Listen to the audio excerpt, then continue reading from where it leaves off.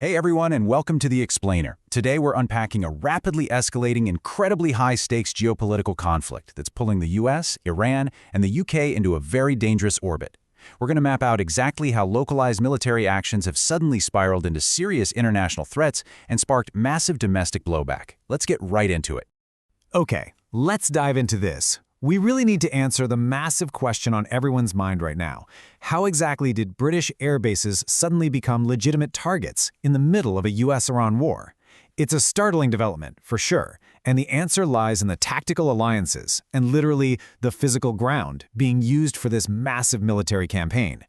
So here is exactly how we'll untangle this chaotic web step by step today. 1. The catalyst. 2. The broader military posture. 3. The war of words. 4. Britain's defense. And finally, number 5, domestic dissent. All right, kicking things off with Section 1, the catalyst, bombers and threats. Let's move to and see how this builds. Because, every major escalation has a flashpoint.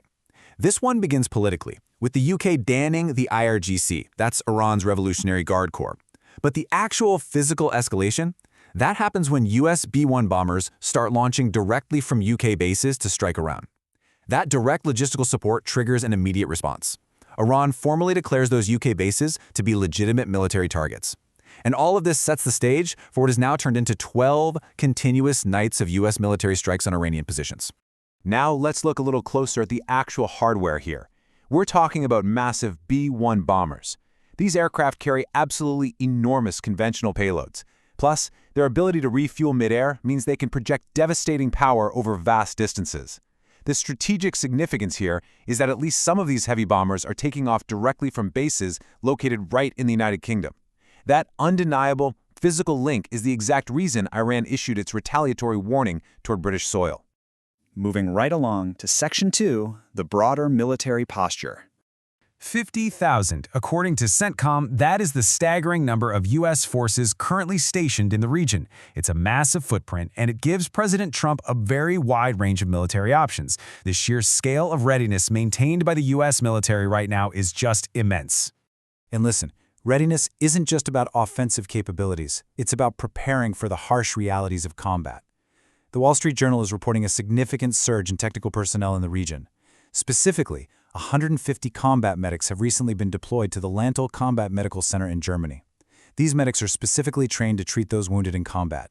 Moving a specialized medical team of this size into position is a very serious analytical indicator of how the military is preparing for potential casualties. So the crucial point is the reality on the ground, which is intense and sustained. We've witnessed 12 consecutive nights of U.S. attacks specifically targeting Iranian military positions.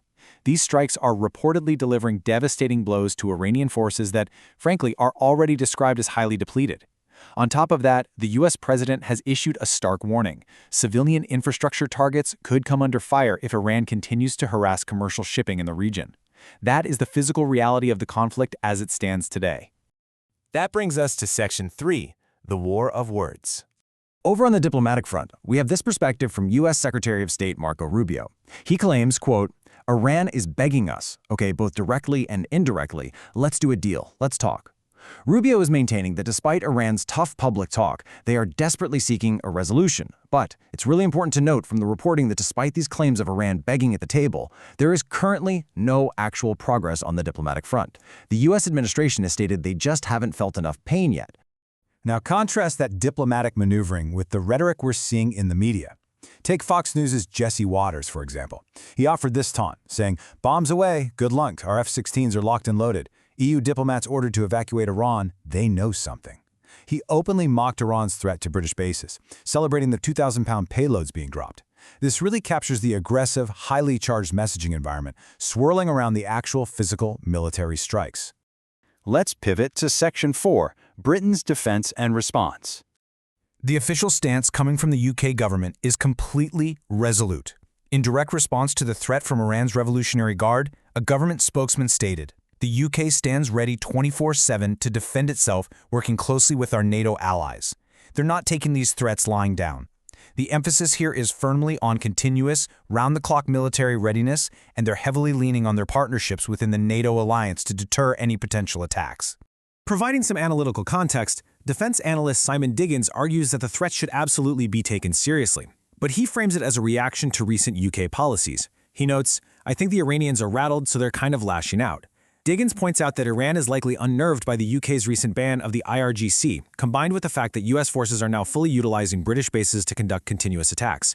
In his view, 12 days of non-stop strikes without a ceasefire have essentially rattled Iran into lashing out at any available targets. Finally, Section 5, Domestic Dissent and Costs. And this brilliantly illustrates the stark divide happening inside the UK right now.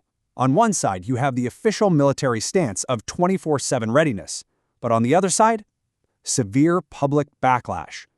Residents are expressing deep resentment at being dragged into what they see as a danger zone.